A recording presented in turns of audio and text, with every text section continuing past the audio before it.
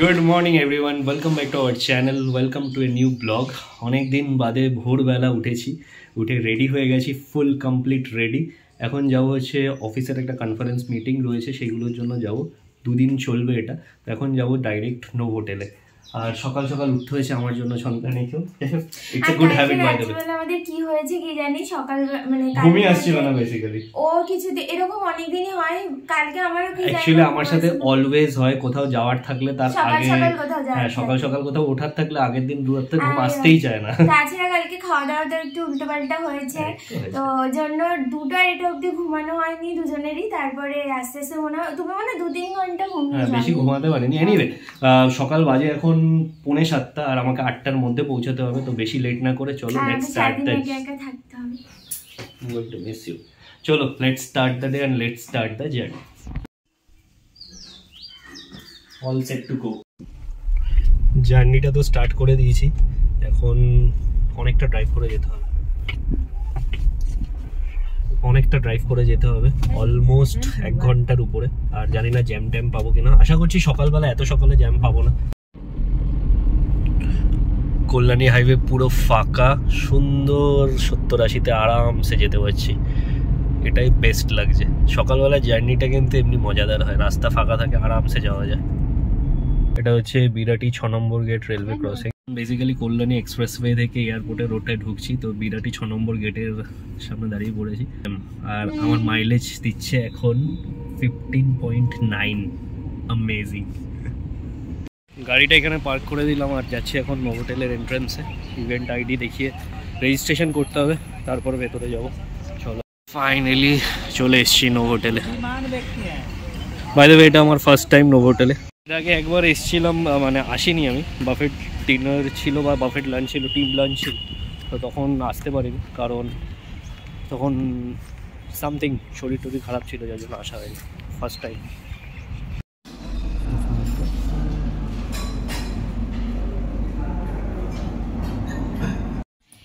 তো যাই হোক, ও তো সকাল সকাল বেরিয়ে গেছে 6:30-7টার সময়। তারপরে আমি একটু ঘুমিয়ে পড়েছিলাম, কারণ এখন আমার ভীষণ আনকমফোর্টেবল স্লিপ হচ্ছে। মানে রাত্রিবেলা যত দিন যাচ্ছে আরও বেশি বাড়ছে ব্যাপারটা।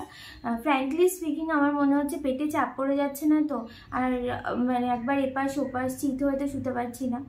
চিত হয়ে নাকি শুলে বেবির ব্লাড সার্কুলেশন কমে যায়, যেটা আমি মানে ইন্টারনেট সার্চ করে পেয়েছি। আর ডক্টর এমনি বলেছে চিত হয়ে শুতে না। তো চিত হয়ে শোয়ার ব্যাপারটা তো ক্যান্সেল। আর দেখবে যেটা আমাদেরকে বলা হয় করো না, সেটাই বারবার করতে ইচ্ছা করে। ঘুমের ঘরে কখনো চিত হয়ে শুয়ে পড়লো, তখন মনে পড়ে না চিত হয়ে তো শোয়া যাবে না। তো এই ব্যাপারগুলোই চলছে। আর রাত্রিবেলা না আমি ঠিক ঘুমিয়ে পড়ি 12টা-12:30টার সময়। তারপরে আমি 2-2:30টার সময় একবার জাগি, 3-4বার ওয়াশরুমে যাই। এখন তো আরও বেশি বাড়ছে। তারপর 4টে-4:30টার সময় গিয়ে আমি আবার ঘুমটা আসে আমার। মাঝখানে 2-3 ঘন্টা পুরো আমি এপাশ ওপাশ করতে থাকি। তো আজকে তো তাড়াতাড়ি উঠে যেতে হয়েছে, তাই জন্য যাওয়ার পরে আমি একটু ঘুমিয়ে পড়েছিলাম। আর চোখ মুখের অবস্থা থেকে বুঝতে পারছো যে মানে অনেকটা টায়ার্ড রয়েছি। লাস্ট 2-3 দিন ধরে ঠিকঠাক মতো আরও বেশি করে ঘুম হচ্ছে না।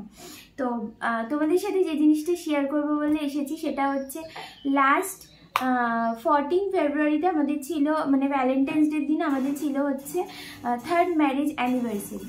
তো ওই দিন ও আমাকে একটা আংটি গিফট করেছিল, কিন্তু সেটা তোমাদের সাথে শেয়ার করা হয়নি। কারণ তারপরে পঞ্চামৃত সাজছিল, তারপরে সমস্ত ফ্রেন্ডস, মানে ওর সমস্ত ফ্রেন্ডসরা মনে হয় এবছরই বিয়ে করে নিয়েছে 5-6 জন। তো তাদের বিয়ের ব্লগ তো করতে করতে এইটা শেয়ার করতে একদম মাথা থেকে বেরিয়ে গেছে। আজকে তোমাদের সাথে শেয়ার করছি। এটা হচ্ছে সেই মানে সেনকো গোল্ড থেকে ও যে আংটিটা আমার জন্য কিনেছিল। আর বক্সটার গায়ে না কীরকম একটু বুঝতে পারছি না, জানি না, সাদা সাদা হালকা একটু দাগ হয়েছে, কেন বুঝতে পারছি না।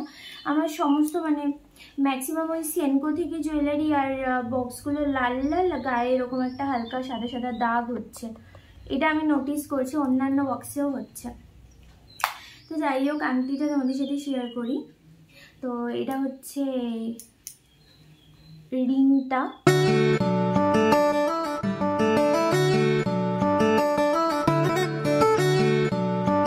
আমার আমি তো খুব একটা হাইট বেশি না আমার, আর ছোটোখাটো মানুষ, তো আমার জন্য আমার মনে হয় যে এটা যথেষ্ট বড় একটা আংটি। আমার হাতের সাইজটাও খুব একটা বড় না। বুঝতে পারছো কিনা জানি না। তো ও বললো আরেকটা ওর পছন্দ হচ্ছিলো, সেটা অ্যাডজাস্টেবল ছিল না, তো ওখান থেকে বলেছে যে না অ্যাডজাস্টেবল দেখেই আপনি নিন, কারণ এত বড় রিং তো সবসময় পরা হয় না, এবার কখনো ধরলাম আমি মানে একটু মোটা হওয়া বা রোগা হওয়ার ব্যাপার থাকে, তো সেই জন্য এই রিংটা অ্যাডজাস্টেবল রিংটাই ও আমার জন্য নিয়েছে। তো রিংটার ডিজাইনটা আমার ভীষণ পছন্দ হয়েছে, আর সাবেকি টাইপের, মানে সোনার গয়না একটু সাবেকি খুব ভালো লাগে আমার। মানে সেকেন্ড ইয়ার অ্যানিভার্সারিতেও আমাকে যেটা গিফট করেছিল সেটা একটা সেনকো গোল্ড থেকে একটা ইটালিয়ান কালেকশনের ওদের কানের দুল ছিল, তো ওটা আবার একটুখানি মডার্ন টাচ আছে, ওটা ভীষণ ভালো, এটাও ভীষণ ভালো, দুটো দুরকম, বাট এটাও আমার ভীষণ পছন্দ হয়েছে, দুটোই ভীষণ পছন্দ হয়েছে। আরেকটা জিনিসও আমাকে গিফট করেছিল, সেটা হচ্ছে এইটা। তো এই গিফটটাও আমাকে ফার্স্টে দিয়েছিল, এটা আমার ভীষণ পছন্দ হয়েছে। এটা একটা কাস্টমাইজ এরকম লকেট, যার মধ্যে আমি ওকে এই নামটাই ডাকি আর ও আমাকে এই নামটাই ডাকে, তো এই দুটো নাম দেওয়া। আর ফার্স্ট টাইম ও আমাকে কোনো কাস্টমাইজ এরকম গিফট করলো, তো আমার ভীষণ ভালো লেগেছে, ভীষণ পছন্দ হয়েছে। এটা আমি ওয়েস্টার্নের সাথে পরি, আমাদের সাথে শেয়ার করার ছিল।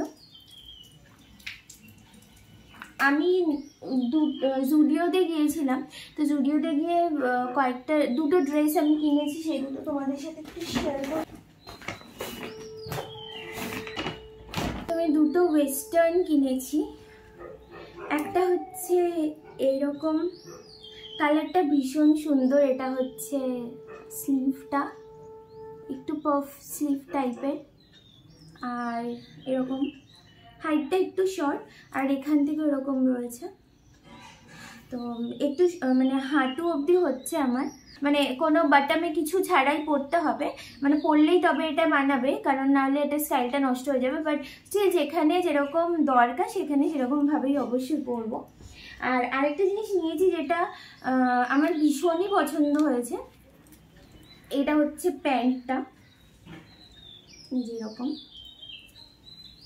এটা হচ্ছে প্যান্টটা, জাস্ট প্রিন্টটা দেখো, পুরো সামার ভাইবস, মানে এই ড্রেসটার কালারটা তো পুরো একদম সামার ভাইবস, পুরো একদম অরেঞ্জ, আর কি বলবো, বাইরে থেকে লাইটটা পড়ছে না ওই জন্য একটু ফেডেড লাগছে, এই যে এরকম পুরো অরেঞ্জ আর হোয়াইট, অফ হোয়াইটের মধ্যে, ভীষণ সুন্দর কালারটা, আর পুরো সামার ভাইবস, আর এটাও সামার ভাইবস, বাট একটু র্যাদার বিচ ভাইবস বেশি, মানে এইটার থেকে বেশি এই ড্রেসটা একটু বিচ ব্যাপার আছে।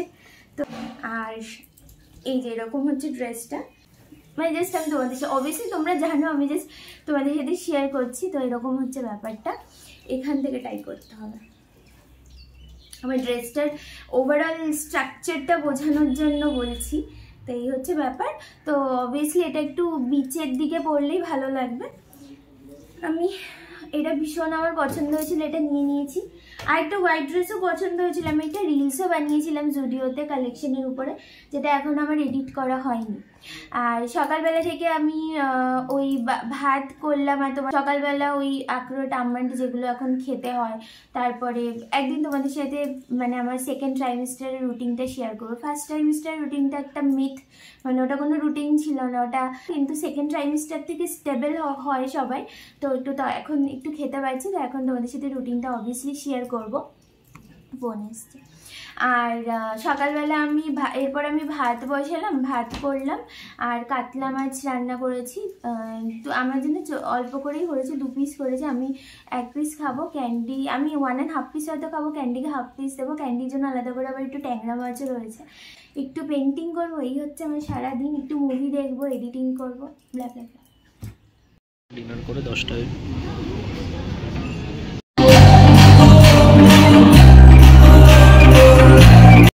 lot of fun, lot of interesting things happened today.